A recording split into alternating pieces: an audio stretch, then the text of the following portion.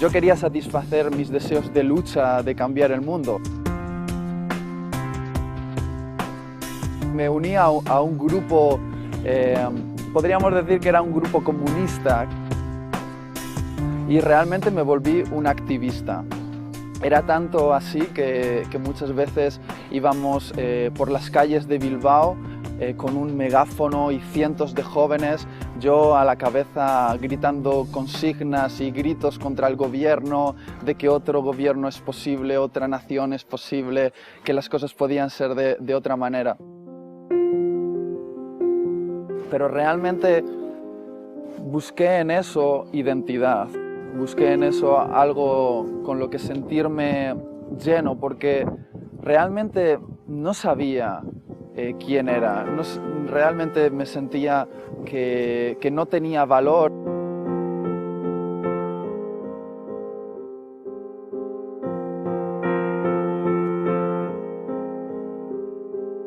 En el sindicato comunista encontré un lugar donde de alguna forma me sentía aceptado y sentía que estaba haciendo algo para mejorar el mundo. Pero en el fondo, a medida que iban pasando los días y mi vida avanzaba, me daba cuenta de que la filosofía, aunque podía ser interesante, y la lucha por cambiar el mundo era algo que podía ser de alguna forma emocionante, cuando me iba a la cama, cuando miraba hacia adentro, me sentía vacío. Me sentía realmente como que, ¿cómo voy a cambiar el mundo si yo mismo siento que estoy destrozado por dentro? ¿Cómo voy a arreglar las cosas si yo por dentro no encuentro aceptación hacia mí mismo? Recuerdo que en el sindicato comunista se decía que Jesús había sido el primer comunista, el primer revolucionario, aquel que luchaba por los derechos de los pobres, que de alguna forma abrazaba al hambriento, al necesitado. Y dije, bueno, es el Dios de mis padres, podría intentar investigar más acerca de él. Algo despertó en mí un interés diferente por conocer más acerca de la persona de Jesús. Empecé a leer las historias de Jesús en la Biblia. Era un revolucionario del amor. Eso empezó a cambiar mi mente totalmente. Cuando veía a Jesús, empecé a entender en sus palabras que para cambiar el mundo no hay que cambiar organizaciones ni levantar el puño en forma de violencia. Me di cuenta sinceramente que para cambiar el mundo hay que cambiar el corazón. Era o hacer la revolución del amor o hacer la revolución de los hombres. Me cambió por dentro y realmente pude encontrar en sus palabras las respuestas a mis preguntas más profundas acerca de quién soy y por qué estoy aquí. Ya no levantando el puño, no pensando que a veces hay que derramar la sangre de otros, sino viendo el ejemplo de Jesús, que para revolucionar la única sangre que hay que derramar es la de uno mismo.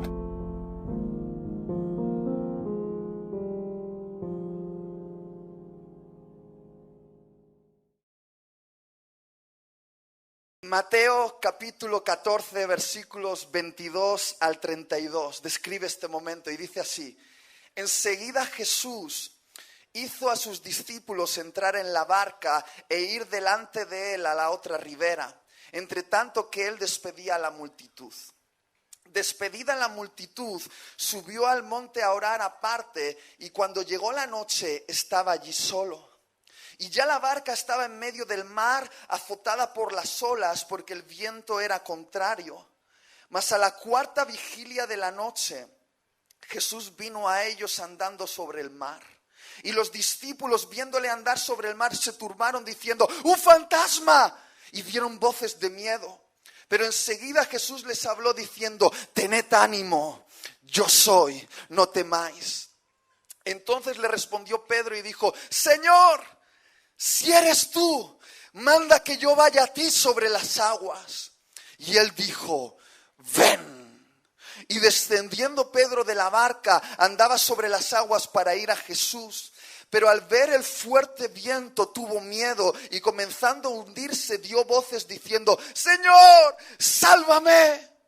Al momento Jesús, extendiendo la mano, asió de él y le dijo: hombre de poca fe, ¿por qué dudaste?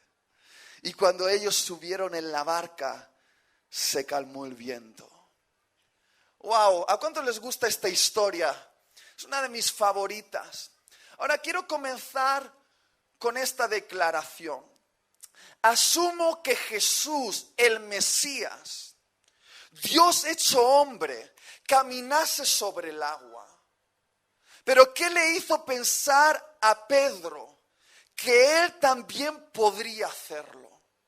Es decir, yo asumo que Jesús, el Mesías, Dios hecho hombre, caminase sobre el agua. Pero ¿qué se le pasó a Pedro por la cabeza para pensar que él también podría hacerlo? Ahora, con este mensaje me gustaría adentrarte en la mente de Pedro. Quiero meterte dentro de su cráneo, dentro de la mente de un discípulo judío. Porque por muy escandaloso que nos pueda pasar, los protagonistas de la Biblia no eran argentinos, eran judíos. Y muchos de los acontecimientos en la Escritura se entienden mejor cuando entendemos la mente de un judío, cuando empezamos a mirar las historias desde la cosmovisión del pueblo judío. Ahora me gustaría contarte algo acerca de los judíos. Los judíos estaban muy orgullosos de su sistema educativo. En la época de Jesús ellos habían desarrollado un sistema educativo de los más avanzados de la época. Un sistema que comenzaba en la sinagoga local y que atendía a niños desde los 5 años, donde se enseñaba asignaturas como matemáticas, aritmética, lógica y sobre todo en esa sinagoga se enseñaba a los niños la Torá. Es decir, la ley de Dios, lo que nosotros conocemos como el Antiguo Testamento de nuestras Biblias. Ahora, quiero decirte algo de ese sistema educativo. Ese sistema estaba diseñado para promover a los más cualificados y descartar a aquellos que no estaban cualificados. El primer nivel de enseñanza judío se llamaba Bet Sefer, di conmigo, Bet Sefer, que se desarrollaba entre los 5 a los 10 años de edad y era un nivel educativo obligatorio para todo judío. Aparte de aprender esas asignaturas que hemos dicho, los maestros de la sinagoga hacían a los niños aprenderse de memoria todo el Pentateuco, es decir, los 5 primeros libros de la Biblia, más o menos todo esto. ¿Has tenido problemas con el versículo de la semana en la escuela dominical?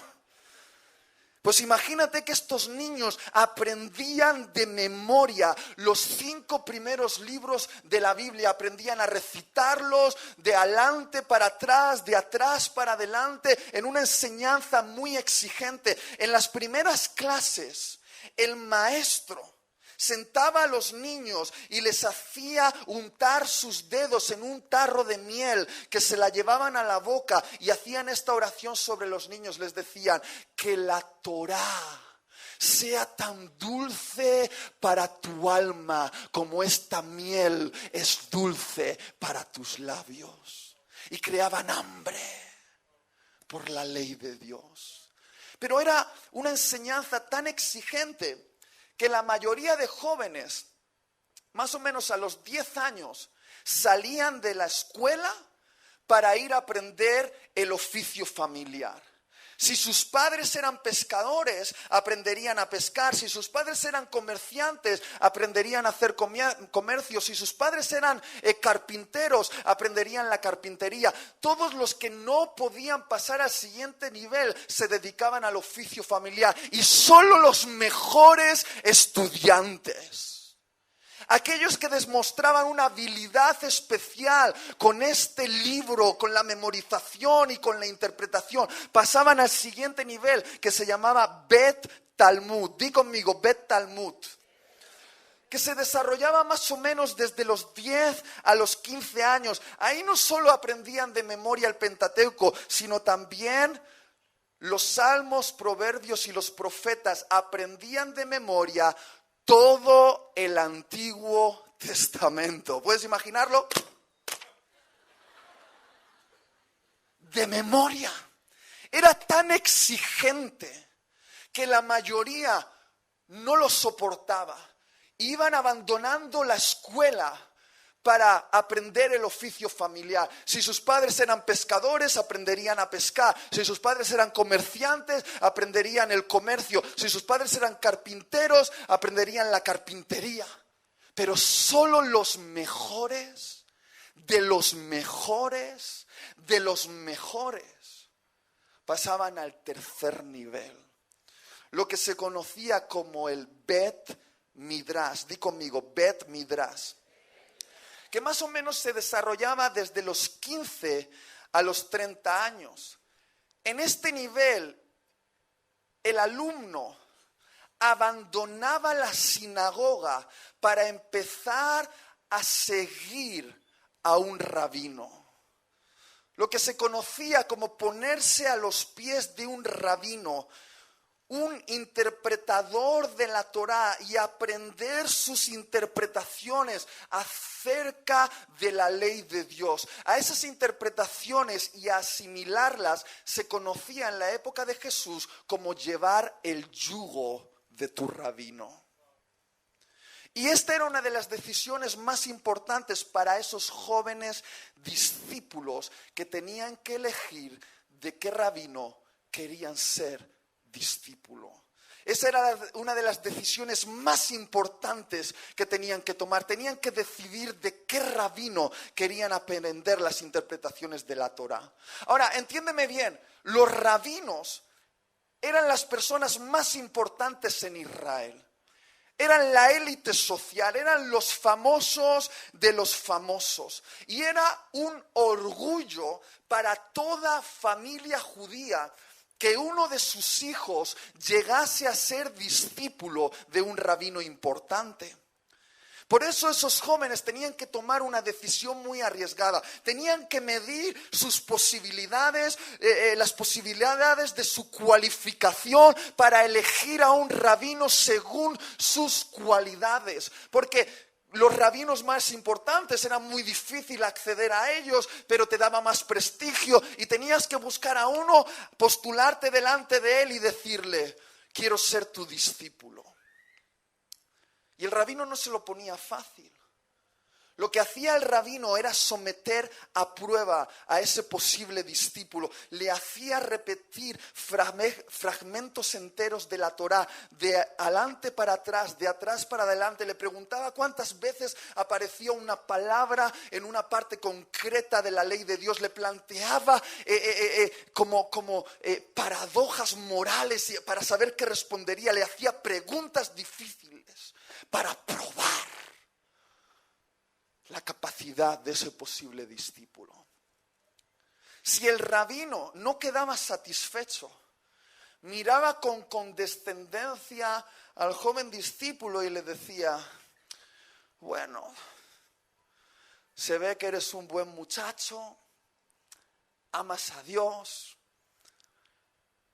pero no das la talla para ser mi discípulo. Ve, vuelve a tu casa y aprende el oficio familiar. No estás cualificado. Di conmigo, no estás cualificado. Ahora bien, si ese rabino capturaba algo del corazón de ese muchacho, si veía que tenía potencial, le decía una palabra que cambiaría la vida de ese muchacho para siempre. Le diría, sígueme.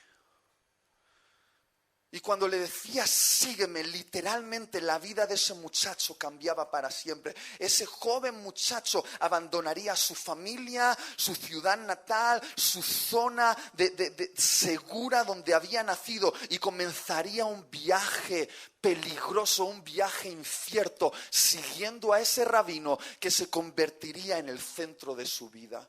Era tanto la obsesión de los discípulos por su rabino que les llamaban padre, porque consideraban que ellos eran más padres que sus propios padres biológicos.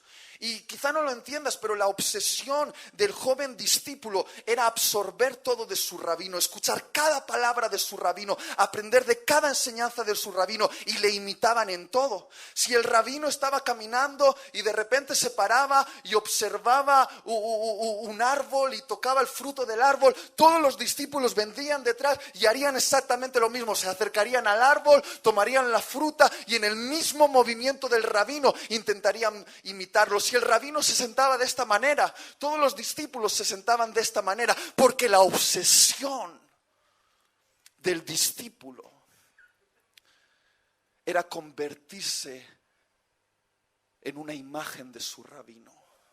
Ahora, cuando los papás despedían a sus hijos sabiendo que quizá en los próximos 10, 15, 20 años quizá no los volverían a ver, ponían sus manos sobre la cabeza de sus hijos y harían esta oración: que seas cubierto completamente por el polvo de tu rabino. Que seas cubierto completamente por el polvo de tu rabino. Esa frase venía del entendimiento de que cuando el rabino estaba caminando por los caminos polvorientos de Israel a 40 grados de temperatura y la piel de todos sus discípulos estaba sudorosa, el polvo que levantaban los pies del rabino se quedaba impregnada en la piel sudorosa de los discípulos, y era un honor para ese discípulo absorber cualquier cosa que se desprendiese de su rabino, incluso hasta el polvo de sus pies. ¿Te lo puedes imaginar? Así era un discípulo judío. Y quizá podía llegarse a convertir en un rabino más o menos a los 30 años de edad. Ahora, curiosamente, la Biblia nos habla de que de repente un rabino extraño llega a la ciudad. Siento la presencia de Jesús. Ese rabino se llamaba Jesús. Y era un rabino diferente a todos los rabinos. Era tan diferente que rompió todo el sistema de educación judío. Interesantemente, lo que hizo Jesús no fue esperar a que los discípulos le eligieran a él, sino que fue él quien fue a elegir a sus discípulos. Interesantemente, no fue a buscarlos a una sinagoga importante en la capital, sino que fue a las aldeas portuarias, pequeñitas, de 500 habitantes. Y cuenta la historia que de repente se acerca a una familia pescadora, un hombre llamado Pedro y sus hermanos, y le dice: Pedro, sígueme. Ahora, si Pedro estaba pescando, ¿qué significa? Que estaba ejerciendo el oficio familiar. Quiere decir que no había dado la talla para ser el discípulo de ningún rabino, que no era lo mejor de lo mejor de lo mejor, que había sido descartado por no estar cualificado. Y le dice Jesús: sígueme. Y de repente vemos en las películas de Hollywood como Pedro, Juan and company dejan las redes, lo dejan todo, sus trabajos, y empiezan a seguir a un hombre desconocido. Y uno dice: ¿cómo? ¿No te parece extraño? Desde nuestra mentalidad occidental eso es una locura. Pero tienes que entenderlo desde la mente de un judío. Porque cuando un rabino decía a un discípulo esta palabra, sígueme, lo que la mente judía entendía es que el rabino le estaba diciendo lo siguiente: creo que puedes llegar a ser como yo. Creo que puedes hacer lo que yo hago. Creo que te puedes convertir en mí. Cuando le decían, sígueme, literalmente era una invitación a abandonar su vida ordinaria y a comenzar una vida extraordinaria.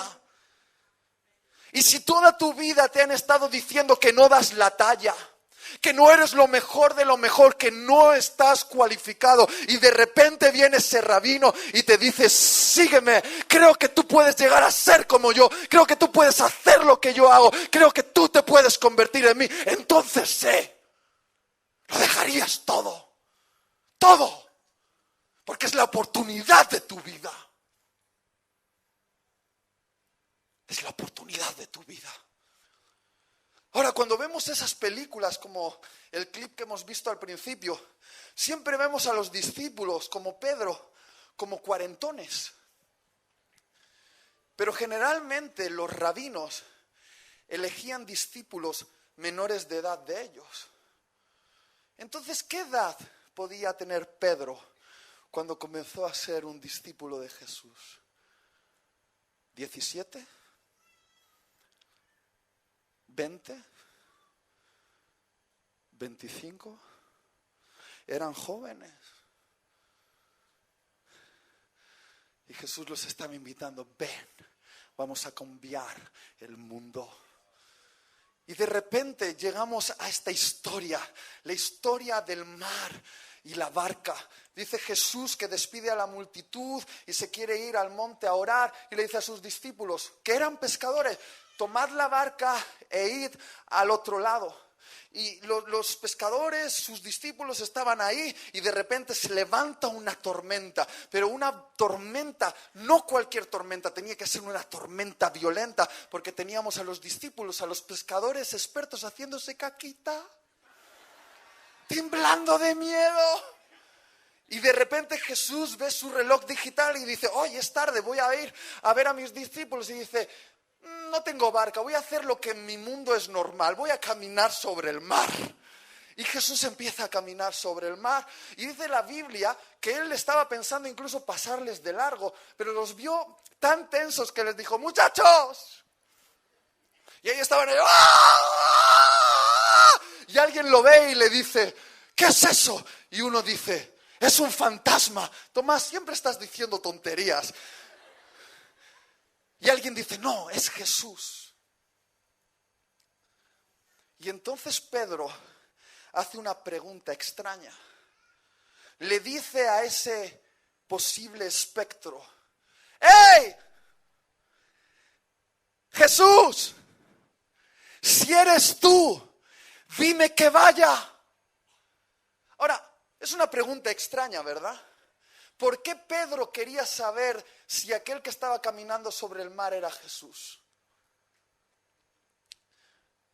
Porque si era Jesús, era el mismo rabino que hacía unos meses atrás le había dicho, sígueme.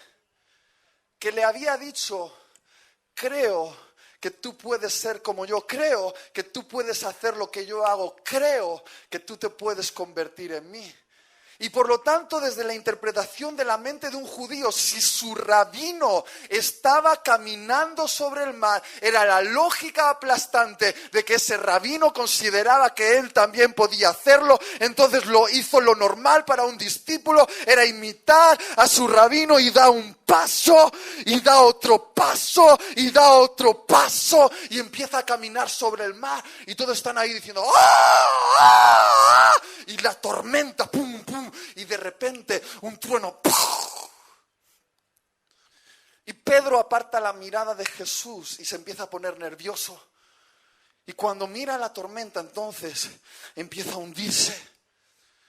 Y siempre leemos esta parte de la historia como que Jesús se acerca a Pedro enfadado y le dice, hombre de poca fe, con la voz de criticón, hombre de poca fe, ¿por qué dudaste?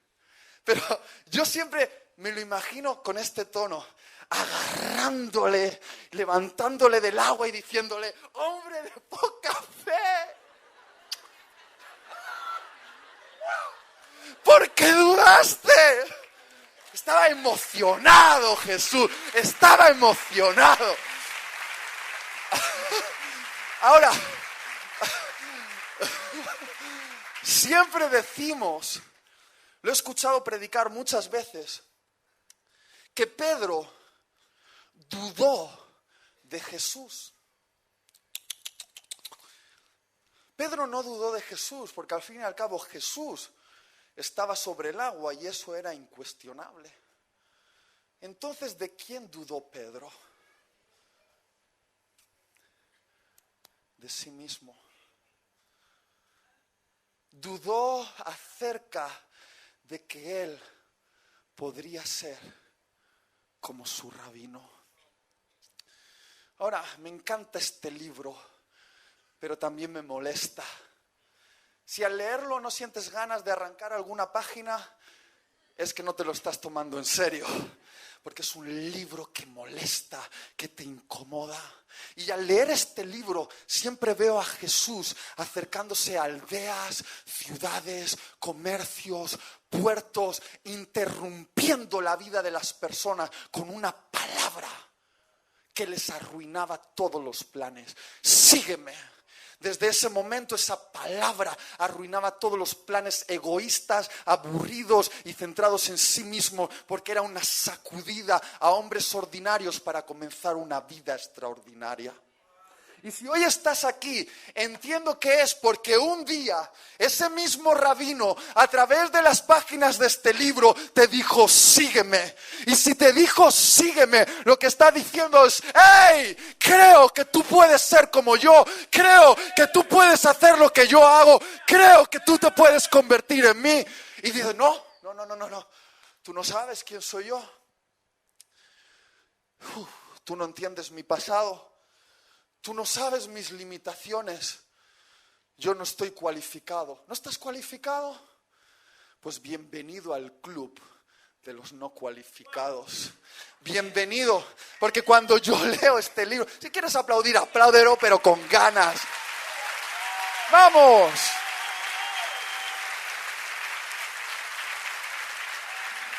Cuando yo leo este libro, lo que veo es que Jesús tenía la tendencia de elegir como discípulos a personas con serios problemas de carácter. ¿Quieres que te haga una lista? Aquí lo tienes. Pedro era muy impulsivo. Tomás tenía dudas. Mateo era un traidor de su patria. Timoteo estaba asustado. Zaqueo era un político corrupto. Nicodemo era de otra religión. María Magdalena era prostituta. La samaritana estaba divorciada 5 veces. El gadareno estaba loco. Pablo era un terrorista. Lázaro estaba muerto. ¿Cuál es tu excusa? ¿Cuál es tu excusa? ¿Cuál es tu excusa? Y tú puedes decir, no estoy cualificado, no estoy cualificado. Pero Jesús te dice, no me elegiste tú a mí, sino que yo te elegí a ti. Muchas veces hablamos de que nosotros creemos en Jesús, pero ¿has pensado que Jesús cree en ti? Hablamos de nuestra fe en Jesús, pero ¿has pensado en la fe de Jesús en ti? Esto se trata de honrar o no honrar al rabino que un día nos dijo, sígueme.